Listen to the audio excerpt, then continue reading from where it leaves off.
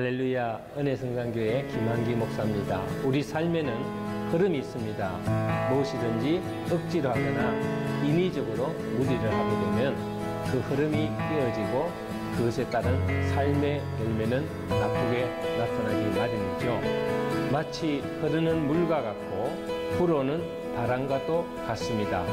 모든 것이 순리에 맞게 자연스러워야 하는데 그것을 역행하게 되면은 좋지 않은 결과를 초래하게 됩니다.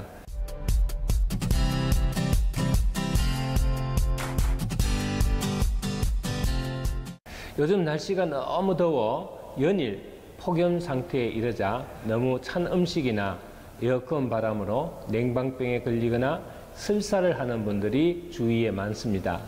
이것 역시 우리 신체의 리듬이나 흐름에 따르지 않은 결과라고 합니다. 우리를 향한 그리고 자신을 향한 인생의 흐름을 알고 삶의 흐름을 거스르지 않고 자연스럽게 그 흐름에 따라서 사는 것이 좋습니다. 예를 들어 길을 걸을 때 뒤에서 밀어주는 바람과 함께 걷는 것과 맞은편에서 불어오는 바람을 맞으면서 걷는 것의 차이는 엄청난 것이죠. 그렇다면은 흐름을 따라 살아간다는 것은 무엇을 말하는 것일까요? 그것은 바람의 방향이 바뀔 때까지 조용히 기다렸다가 자연스럽게 그 흐름을 따라가는 삶을 말합니다. 전도서 3장 1절에 보면은 범사에 기한이 있고 천하가 다 때가 있나니라고 했습니다. 때를 기다릴 줄 아는 것이 바로 삶의 흐름을 따라 살아가는 것입니다. 이럴 때 우리의 삶은 아름답고 행복해지기 마련입니다. 저는 설교 중에 자연스러운 삶에 대한 말씀을 전할 때가 많습니다. 무엇이든지 억지로 하거나 인위적으로 무엇을 하게 되면은 반드시 문제가 생기지만 우리 주님께서 가르치신 말씀대로 살아가면 모든 것이 자연스럽게 때가 되면 반드시 이루어지는 것을 믿음 안에서 체험할 수 있습니다. 주님의 말씀대로 살아가는 영적인 사람들은 무엇이든지 억지로 하거나 인위적으로 하려고 해서는 안 됩니다. 그래서 모든 인위적인 것과 억지스러운 흐름은 거절해야 합니다. 인생길을 걸어가면서 뭔가 억지스럽고 주님이 주시는 편안함이 없다면은 우리는 그 길을 거절할 수 있어야 합니다. 성령의 인도는 아주 편안하고 쉽습니다.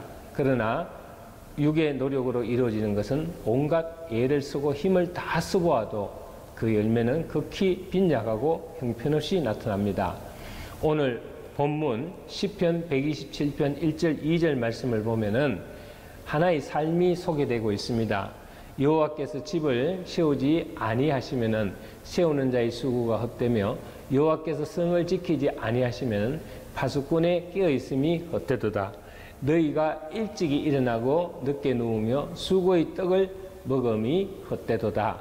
그러므로 여호와께서 그의 사랑하시는 자에게는 잠을 주시는도다. 아멘. 새벽에 일찍 일어나고 밤늦게 잡니다. 그리고 하루 종일 수고의 떡을 먹습니다. 그렇게 피곤하게 열심히 살았음에도 막상 밤이 되어 누우면은 잠이 오지 않고 온갖 번뇌와 근심으로 잠을 설치게 됩니다. 그렇게 고생을 해도 모든 것이 헛되며 열매 없는 지치고 피곤한 삶입니다. 왜 그럴까요? 그것은 우리 인생의 지침서가 되는 주님의 말씀대로 살지 않았기 때문입니다. 사도 바울 역시 한때 그러한 삶을 살았습니다. 이를 악물고 나름대로 진리 아닌 진리를 위하여 온갖 애를 쓰며 열심히 뛰어다니며 노력을 해보았으나 그의 삶에는 그것에 준한 열매도 없었고 평화도 없었습니다. 그에게 맞아 죽은 스데반의 얼굴에는 기쁨과 평화가 있었으나 그를 핍박하고 죽이기까지 했던 바울에게는 심령의 기쁨이 전혀 없었습니다. 바울은 스데반을 보며 생각합니다. 도대체 어떻게 된 일인가? 예수 이단에 빠진 저 스데반은 저렇게 좋아하는데 정통을 따라가는 나는 왜 이 모양인가? 왜 나에게 저런 기쁨과 평화가 없는 것인가 이렇게 고민을 하던 중 예수님을 만나고 예수님의 진리의 말씀에 참 자유와 삶의 평강과 기쁨의 열매를 맺게 된 것입니다. 얼마 전에는 모 교회에 출석하시는 장로님과 잠시 대화를 나눈 적이 있습니다. 이분은 페인트 사업으로 제법 돈도 많이 벌고 회사도 많이 발전시킨 분인데 솔직한 신앙 고백을 하듯이 저에게 자신의 신앙관을 털어놓았습니다. 교회 장로로서 자신은 자격이 없다는 것입니다. 사업을 하면서 바쁘다는 핑계로 주일 성수도 제대로 지키지 못했고 또 돈을 많이 벌어 교회를 도와준다는 핑계로 잘못된 신앙생활을 해왔었는데 나이가 들고 이제 은퇴를 할 시점에 와보니 이것이 아닌데 하는 생각이 자꾸 든다는 것입니다. 물론 교회 건축이나 목사님 생활에 물질 도움을 주면서 자신이 세상적으로는 아주 열심히 살아왔지만 그 핑계로 하나님 앞에서는 흐름대로 살지 못했다는 것입니다. 저는 그 이야기를 들으면서 저 역시도 목회자로서 나중에 하나님 앞에 저런 마음이 생기지는 않을까 하며 그 얘기를 귀담아 들었습니다. 우리의 삶의 길에서 가장 중요한 것은 무엇일까요? 우리가 즐겨 부르는 찬송 중에 주 예수보다 더 귀한 것은 없네. 이 세상 보기와 바꿀 수는 없네라는 곡이 있습니다. 그러나 우리들의 삶에는 예수보다 더 귀한 것이 너무 많은 것이 문제입니다. 저는 어느 여행 가이드에게 이런 얘기를 들은 적이 있습니다. 여행자들은 항상 자기가 있는 곳을 이야기하지 않고 다른 곳을 이야기하는 습성을 가지고 있다고 합니다. 인도에 가면은 네팔 이야기를 하고 네팔에 가면은 티벳에 대해서 이야기를 하는데 정말 현명한 여행 방법은 자기가 있는 것을 잘 살피고 보고 누리고 즐기는 것이라고 말합니다.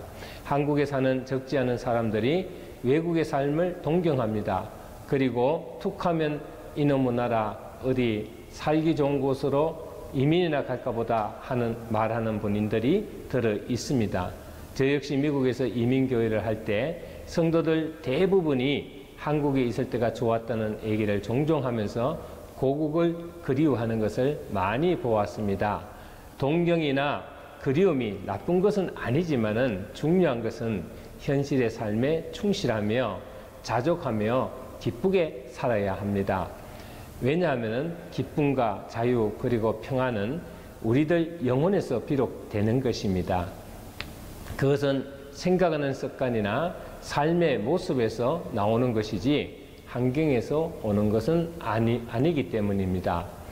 즐거움을 위해서 행복을 위해서 다른 세계를 동경하며 평생을 이곳저곳을 떠돌아다니는 헛된 삶의 열매를 맺는 연약한 그리스도인이 되지 맙시다. 여러분, 삶의 흐름을 거스르지 않는 길은 오직 하나님의 말씀에 따라 살아가는 삶일 것입니다. 주신 은혜에 감사하며 자족의 삶을 살아가시기를 주의 이름으로 축원합니다. 감사합니다.